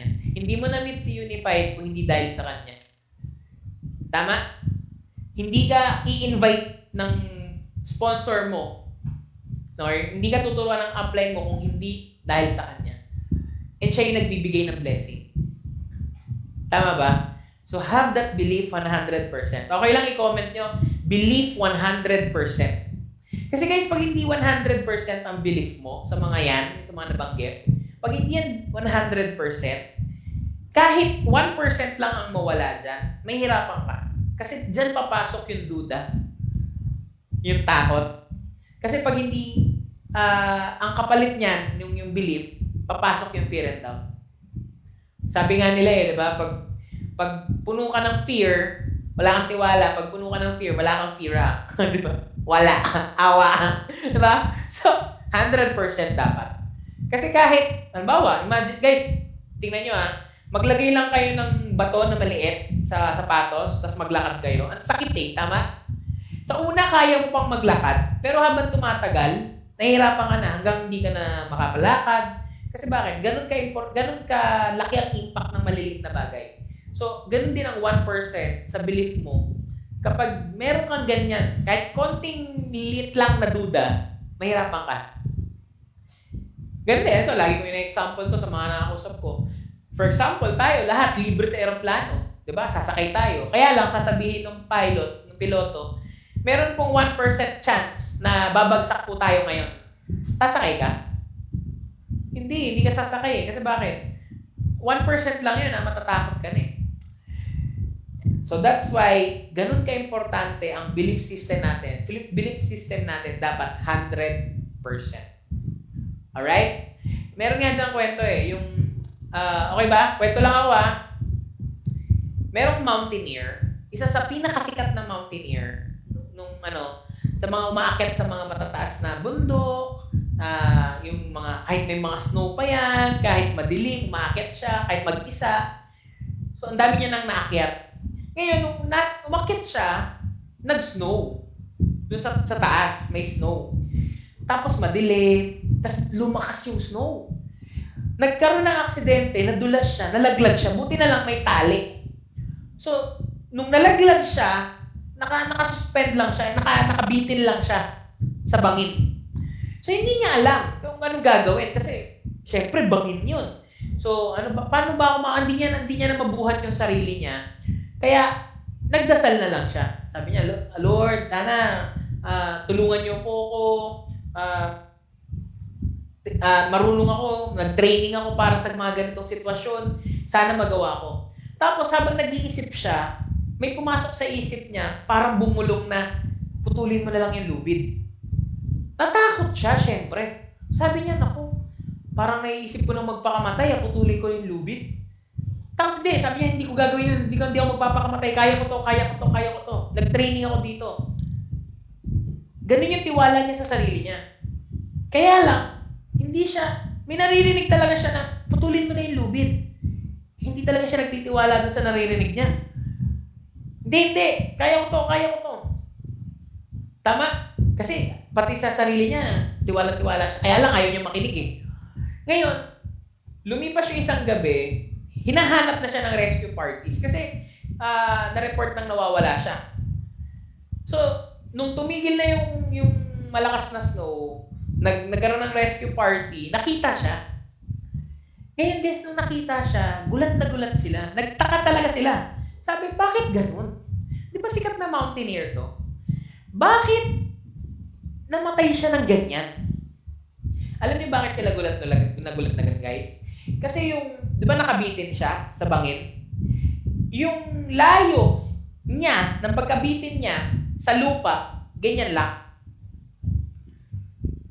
Napakaliit lang. Dahil madilim, hindi niya pala nakikita. Anong point, guys? Minsan, kahit magtiwala ka sa iba, pero dapat sa sarili mo, kung alam mong napaghandaan mo, kung talagang inaral mo, alam mo dapat yung training mo. Kasi konting galaw lang yun, kung titingnan niya mabuti, makikita niya dapat eh. Kaso dahil kinabahan na siya, natakot na siya, nagduda na siya, napangunahan siya ng takot at duda. Nawala yung tiwala niya sa sarili niya. So, ang isa sa mga pinaka-importanting belief na 100% dapat, believe sa sarili. Kasi kahit lahat po kami nagtitiwala sa iyo, pero kung ikaw mismo hindi ka nagtitiwala sa sarili mo, hindi mo magagawa. Pero kung ikaw mismo nagtitiwala, kahit lahat po kami hindi nagtitiwala, pero ikaw nagtitiwala ka sa sarili mo, believe me guys, mas marami kang magagawa. Are you learning? I hope you're learning a lot. So, kailangan have that belief system. Kasi pag may belief system ka, gagawin mo ng gagawin. Ngayon, pag ginagawa mo ang isang bagay, may mga papasok na test, kumbaga, challenges. Yan, dyan mo malalaman yung commitment mo. Kasi, if you want to have that result, or if you want to become successful, you must have that commitment. Commitment saan? Hindi po commitment kay upline, kay downline, sa company, hindi po commitment doon. Commitment para sa pangarap mo. Ano nga ba ulit yung pangarap mo? Kasi bakit? Di ba yan yung magiging drive mo? Yan yung magiging fuel mo para makuha mo yung pangarap mo? So, commitment, kung para saan mo siya ginagawa. Anong ibig ko po sabihin? Every time na may nararanasan kang rejection, may nararanasan kang mga hindi magaganda, it's just a test. Kailangan yung commitment mo, sabi nga nila, may iba-ibang klaseng commitment. Yung commitment na gusto ko i-try gawin, di ba may mga ganyan magbi-business ng Unified, gusto ko i-try, pwede naman. Pero kung para sa pangarap, hindi mo pwedeng i-try ang isang bagay tapos sasabihin mo, para sa pangarap. Kasi pag hindi mo nagawa, tinry mo lang, hindi pwede Meron din naman, gagawin ko. I'll do it. Para sa pangarap ko. Pwede rin kaso, most of the time, hindi madali. Tama? Hindi laging madali. May mga challenges, katulad niyan. Kung hindi ka sanay na nag-online, diyan mo malalaman yung commitment For example, itong mga nanonood, ikaw nanonood ngayon, you're showing your commitment na. Kasi lalo na kung hindi ka sanay na nanonood ng mga trainings. Kasi ako personally, dati ako nakakatulog ako pag nanonood. Masanay ako live trainings. Kasi pag nagbabasa ako, hindi ako reader. Ngayon lang ako dahil lang sa business natin, doon lang ako natutong magbasa. Kahit kung sa school, di ako mahilig magbasa So, dyan mo makikita yung commitment mo. Commitment mo paggising ng umaga para sa goal mo, para sa pangarap mo. Dyan mo malalaman yung commitment mo. So, hindi basta pwedeng I'll try to do it. Hindi I'll do it. Pwede kaso paano pag may mga challenges. Kaya nga sabi nila, ang pinakamagandang commitment is commitment, whatever it takes, gagawin ko. Whatever it takes, kukunin ko pangarap ko. Whatever it takes, for my dreams. Whatever it takes, I'll be successful. Sige nga, comment nyo nga. Whatever it takes, I will be successful. Whatever it takes, I will be successful. Kung gusto nyo ulit-ulitin nyo. Whatever it takes, I will be successful. Ulitin ko, whatever it takes, I will be successful. Comment nyo para makita nilang lahat na seryoso ka, na committed ka talaga para sa pangarap mo. And habang tinatype nyo yan, meron akong favorite na story pagdating dyan sa whatever it takes na commitment. Meron kasi isang kaharian na yung kaharian na yon, mahal na mahal nila yung hari nila. Yung hari na yon, sobrang bait, sobrang galing, talagang gumanda lahat ng buhay, kaya mahal na mahal nila yung hari na yon. Kaya lang, dumating yung time na nagkaroon ng sakit yung hari. So, pinatawag niya yung katiwala niya, yung right hand niya. Ngayon, sabi niya, may sakit ako sa puso. Ang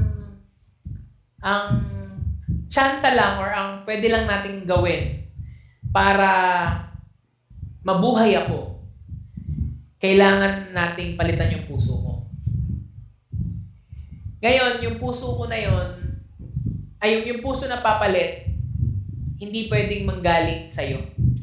Kasi ikaw yung kanang kamay, ikaw yung tumutulong sa akin para. Ang option lang natin, pwede ba tanungin mo yung mga nasasakupan natin. I-gather mo sila. Yung mga nasasakupan natin kung sino yung pwedeng mag-donate ng puso nila. Maging heart donor. So ngayon, umakyat. Di ba yung mga castle dati may matataas na doon sila dumudungaw, tapos nandun sa baba yung mga tama ba? So, nandun sa taas yung katiwala. Sabi, i-explain niya sa mga daming tao. Sabi niya, ang mahal na hari natin may sakit. Siyempre nalungkot sila lahat, pero may chance siyang mabuhay kung may magdo-donate ng puso. Ngayon, sabi nung katiwala, sino sa inyo? Sino sa inyo ang pwedeng mag-donate ng puso? Walang nagsalita. Ngayon, sino? Sino sa inyo? Kahit isa lang. Para sa mahal na hari. Sa pinakamamahal nating hari. Tapos, sa katahimikan, merong isang nagsalita. Ako po, mahal ko po ang mahal na hari. Kunin niyo po ang puso ko. Take my heart.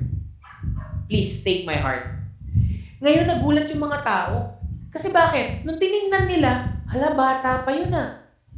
Teenager pa yun. Grabe yung dedication niya sa mahal na hari. Tapos nagulat sila, may nagsabi pang isa. Wag na po siya, bata pa siya, ako na lang. Take my heart. Take my heart. Wag na siya. So na-inspire yung mga yung mga tao. Na-inspire sila. Sabi, hindi, ako na lang, mas mahal ko ang mahal na hari. Take my heart. Take my heart. Hanggang nagkakagulo na yung mga tao, lahat sila nagsisigawan, take my heart. Take my heart. Lahat sila gustong mag-donate ng puso para sa mahal na hari. Na ngayon na-overwhelm yung katiwala. Sabi, grabe, mahal na mahal talaga nila. Kaso nagkakagulo. Hindi ko na alam kung sinong kukunin. Kung kaninong puso ang kukunin. Hindi ko na alam. Ganito na lang. Tigil kayo. Maghuhulog ako ng balahibo ng ibon. Kung kanino bumagsak sa kanyang puso. Sa kanyang puso ang kukunin. Ngayon, sabi ng mga tao, sige, take my heart. Take my heart. Sige, nagkakagulo sila. So, binagsak na nung katiwala. So, syempre, bumababa na yung balahibo. Kaso, 5 minutes na, hindi pa bumabagsak. Lumulutang pa rin yung balahibo. Sabi nung katiwala, ganun ba kataas tong natin, yung kastilyo natin, bakit hindi bumababa? Tapos 10 minutes na, 15 minutes na, hindi bumababa. Ano bang nangyayari dun? Ba't hindi bumababa yung balahibo? Tapos lutang ng lutang. 30 minutes na hindi bumababa. Ngayon, ang ginawa nung katiwala, bumaba na siya. Doon na siya sa mga tao, tapos sinanap niya yung balahibo. Ang makulit, ito yung nangyayari pala, kaya hindi bumababa. Di ba sumisigaw yung mga tao, take my heart. Pagkatapos nila sumigaw ng take my heart, take my heart, hinihipan nila yung balahibo. Kasi bakit? Ayaw nilang makuha yung puso. So, anong point? Anong point? Minsan tayo, pag sinabi, madali kasi magsabi, kukunin ko pangarap ko, I will become successful. Yes, upline, sige, kukunin ko yan. Committed ako dyan. Pero pag nandyan na yung mga challenges, pag sinabi ni upline na mag-talk ka sa harapan, siya muna upline. Mag-aaral muna ako upline. Mag-invite ka. Sige, mag-upline, tatawag ako. Mag-training ka. May meeting ako upline. May pasok ako upline. Diyan na pumapasok yung commitment natin. Anong level talaga? Kasi madaling magsalita. Di ba sila, take my heart, pero pag nandyan na yung feather, hinihipa nila eh. Kasi bakit? Ayaw nila. Natatakot na sila, ayaw na nila. Madaling magsalita. Sana all. Madaling magsalita, madaling sabihin. Pero pag nandyan na yung mga challenges, are you really up to it? Are you really up to it? Are you really up for the challenge? For your dreams? For your goals? Kanina sinabi nyo, whatever it takes, I will be successful. Kung alam nyo may mga challenges, tama? Kaya nyo po bang sabihin, for whatever it takes, I will be successful? Kaya nyo bang ulit-ulitin, whatever it takes, I will be successful? Kaya nyo bang sabihin sa lahat ng tao, whatever it takes, I will be successful?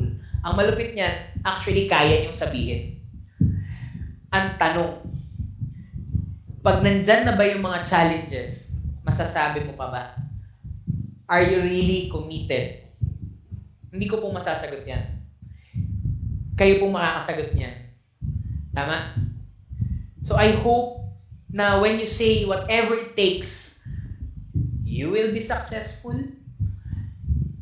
Pag dumating yung challenges, maalala niyo yung story na yan. Huwag niyong ihipan, huwag niyong iwasan yung mga challenges.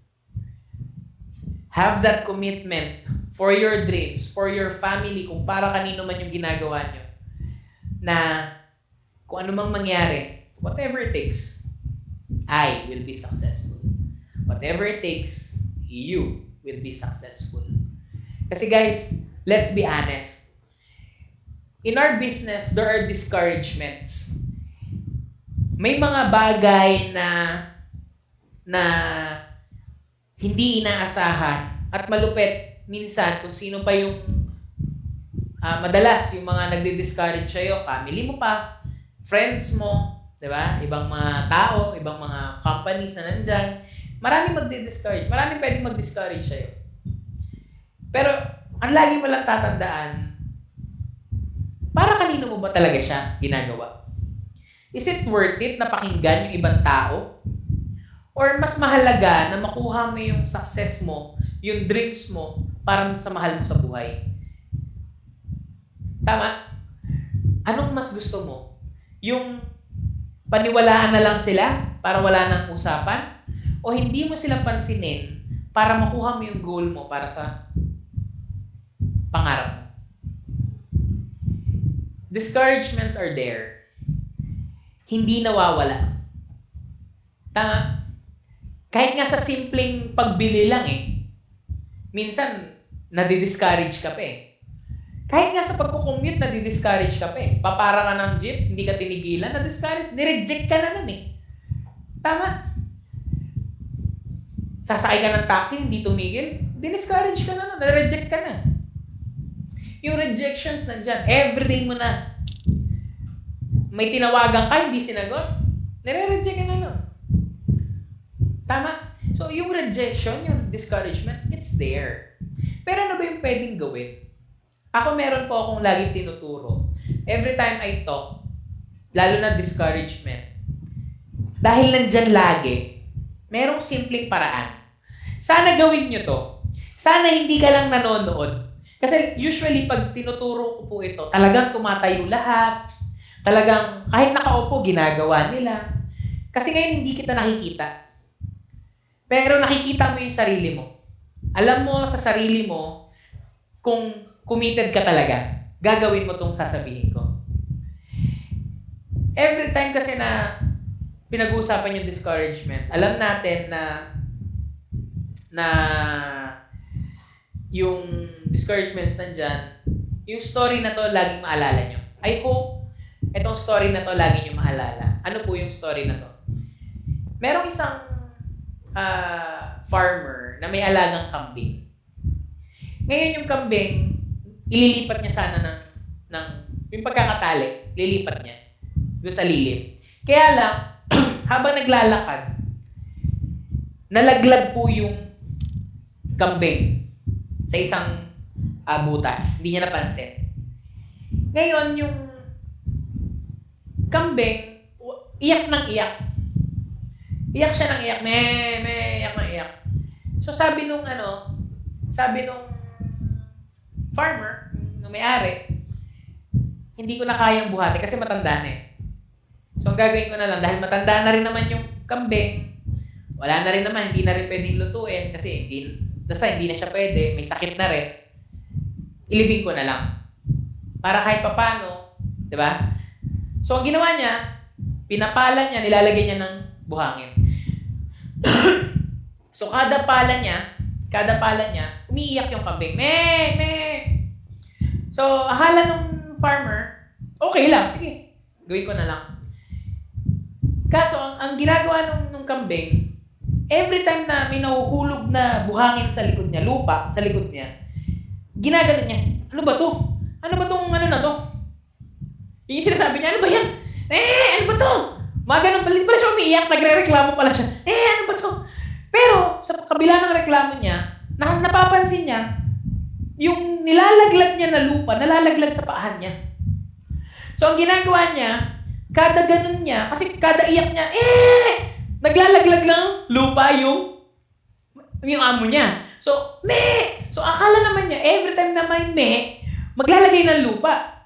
Akala naman nung may-ari, every time na umiiyak, so binibilisan niya. So, ang ginawa ng kambing, kasi nalalaglag sa paahan niya, every time na may lalaglag na lupa, papagpagin niya, tapos aapakan niya. So sisigaw siya ulit, meh! Meh! So naglalaglag ulit ng lupa, papagpagin niya, ginagawa mo ba? Pinapagpag mo na ba? So, aapakan niya. So, inulit niya ng inulit yun.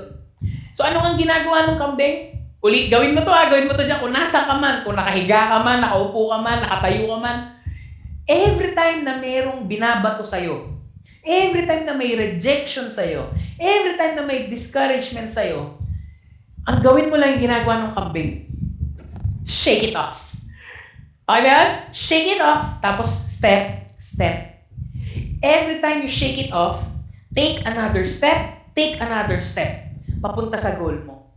Every time na may itapon ulit sa yung dumi, dirt, rejection, discouragement, shake it off. Tapos step, step. Don't stop stepping. Keep on stepping. Shake it off. Kung ano man mga rejection yan, kung ano man yung mga pinagdadaanan mo, shake mo lang. Tapos mag-step ka lang ng mag-step. Guys, anong nangyari dun sa kwento? After a few minutes, nakalabas yung kambing. Kasi bakit? Yung inaapakan niya, tumaas na ng tumaas. Kaka-shake it off niya. Inapakan niya ng inapakan. Nakaalabas siya. Nakatalon siya. Anong point? Shake it off. Shake it up. Shake it off. Shake it off. Step. Step. Sige nga, comment nyo nga. Kung ginawa nyo, yung mga gumawa, shake it off, step, step. Keep on shaking it off. Pagpagin nyo lang yan. Yung mga nararanasan nyo, pagpagin nyo lang yan. Dadaanan nyo lang yan. Tapos, keep on stepping. Huwag kayong titigil. Ituloy-tuloy nyo lang. Okay ba yon? Okay ba yon? So, yung mga gumawa, i-comment nyo, shake it off. Keep on stepping. Yan, dami gumawa. Sila Daisy, Ma'am Daisy, yan, sila Zoraida. Yan, shake it off, step, step daw. O, yung mga hindi gumawa, malalaman. Yan, shake it off, step, step. Si Ma'am Maluk, 3 step pa. Si Charmaine, yan, from Cabiao yan, Bebesiya. Ann Talasito, Mayward, Ma'am Tess, shake it off. Diba? Tapos, be happy. Ang sarap kaya nun. Every time na may mga rejection, bahala ka sa buhay mo. Parang ka lang nagsasayaw. O, gawin nyo ng TikTok. Shake it up. Step, step, shake it up. Tama? So, ang saya. Guys, and kapag ginagawa mo yan, mapapansin mo, instead na malungkot ka, matutuwa ka pa eh. Every time na may discouragement ka, maaalala mo yan, matutuwa ka. Tama? So, dapat, bakit mo kailangang gawin din yan? Para maging excited ka. Kasi every time na you're excited, every time na may nararanasan ka, tapos excited ka pa rin, yung negative nagiging positive. Kasi yung being excited is a positive. Ano yan? Aura. Kumbaga positivity. Ngayon, yung ikaw, dahil positive ka, at masaya ka dahil excited ka, hindi napapansin yung negative. Na-overcome mo yung mga negativities. So guys, don't stop being excited. Whatever you do, kung ano mang ginagawa mo, kung nag-i-invite ka, bago ka, nagbe-build ka, nagpe-present ka, dapat lagi kang excited. And kapag may mga discouragement, may mga negative, shake it off. Pagpagin mo lang. Then keep on stepping. Para sa pangarap. Okay ba yun? So before I end, okay lang ba? Magpa-shoutout ako? Sige, shoutout nyo yung mga uplines nyo. Yung mga nakikinig. We have 90,000 viewers. Nag-100,000 yan kanina eh. Hindi ko na nasabi. Ayan sila Ma'am Zoraida, Malyang. Tama po ba, Malyang? Ma'am Jocelyn, Patigayon. Check it off. Step, step daw. Ayan, so, sige, shoutout nyo. Pasalamat kayo. Guys, pasalamat tayo sa mga uplines, sa mga grand uplines na walang sawang sumusuporta. Pasalamat tayo yan, kina Sir Joe, sila Sir Eric, sa mga sa training department, sina Sir Edmond, kay Sir Bong, kina Sir Glenn, sila Sir Paul, Sir Noel, Sir Raylene, Ma'am Lori, Ma'am Jen, sa lahat ng department, sa lahat ng network department, sa management team. Siyempre, pasalamat tayo kay Press Money na walang sawang sumusuporta sa atin para makuha yung success natin. Yan, watching from Dubai, sabi ni Ma'am Cora. Yan, hello po. Hello po, sabi ni Ma'am Cora. Yan, shoutout Ma'am Angel, sabi ni Gigi. Ayan si Raquel. Exen Victorious, watching here from Hong Kong. Hi, from Hong Kong. Same time, no? Team Synergy Malaysia, Samal Davao. Ano ba to? Shoutout watching from Samal Davao, Exen Dragon, sabi ni Ma'am Ann, Taliktik. And I hope you have learned so much.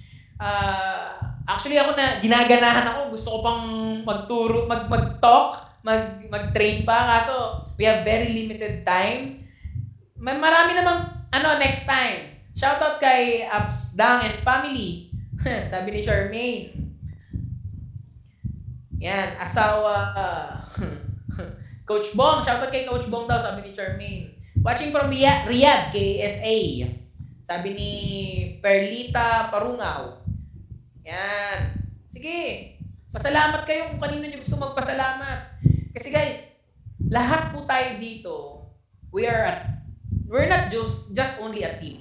We are a family. So lahat tayo nagkakatulungan dito. We learn so much. Thank you. Thank you rin po sa pakikinig. Team Synergy watching from Hong Kong. Miss Melanie. Yan. Minda watching from Jensen. Ma'am Minda. Ayan, shoutout Sir Manny Pascual. Thank you so much po, Team Synergy. Yan, thank you kay Sir Manny. Kay Press, kina VP. Yan, di ba? Si VP napakasipag din na walang sawa na sumusuporta sa atin. Thanks po, Sir Dami Learnings. Thank you po to my grand upline, Ma'am Josephine Repeso. Please, pakishout. Ayan, sinoutout ko na. Ma'am Raquel, sabi ni Ma'am Raquel Pitogo. Yan. Salamat po sa learning, Sir Mamalu. Salamat din sa pakikinig.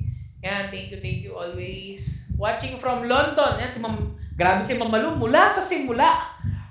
Diba? Grabe si Mamalu. Grabe commitment niya. Hindi ko alam kung anong oras na dyan. Diba? Shoutout kay Sir Carlo Avero. Thank you so much. Sabi ni G. Thanks to my upline and to our grand upline. Si Doc Lynette. Hi, Doc Lynette. Nag-enjoy po ako sa session natin last time. Sana may next time pa. Nabitin din ako eh. Sir Art, Pagatpatan. Yan. Sabi ni Ma'am Cirila. Si Ma'am Cirila pala to. Ay, Ma'am Cirila. Tama. Thank you, sir. Salamat din po, Ma'am Melanie, sa pakikinig. Shoutout po sa sponsor ko, Estrel Doria ng Baguio City. Sabi ni, hindi ko mabasa, sir, yung pangalan mo. Thank you so much for the learnings. Thank you din po. Yan. Sige, sa 1:35 ng hapon po dito, sir. Ay, hapon pala. Ay, late pala nga dyan, ano? So, dito kasi, 8:37. Mas mauna pa nga pala dito. Watching from Dubai. Yan. Thanks to our grand upline, Sir Albert Cirillo Gumisad, Sir Joel Solanoval. Yan. Sila, Sir... Asan na yun? Sir Sky Angelo. Mangaba, Encanto. Sabi ni Ma'am Cora. Yan, ang dami, bumibilis. From Bacolod City, si Gigi. Ang masarap sa Bacolod, yung...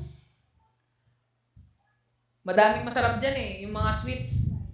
Saka yung piyaya, yung ano, di ba, Ma'am Gigi, tama ba? Sa Aidas ako kumakain ng ano doon, ng... Yan, si Ma'am Nits. Hi, Ma'am Nits! Yan, shout out ASN Achievers. Thanks, Lodi. Yan, Lodi talaga. Another learnings. God bless. Thank you po sa learning, sabi ni Ma'am Annabel. Maraming salamat din po. Sir Richard, thank you so much. Bumibilis yung ano. Guys, pag hindi ko nababasa, sorry, bumibilis. Dumadami. Sige, shoutout nyo lang. Mababasa ko rin yan. Sabi nga, repetition. Yan, shoutout po sa inyo, sir, sa learnings. Maraming salamat, Ma'am G. I hope you really learned a lot. And syempre, yung learnings kasi makikita yan when you apply.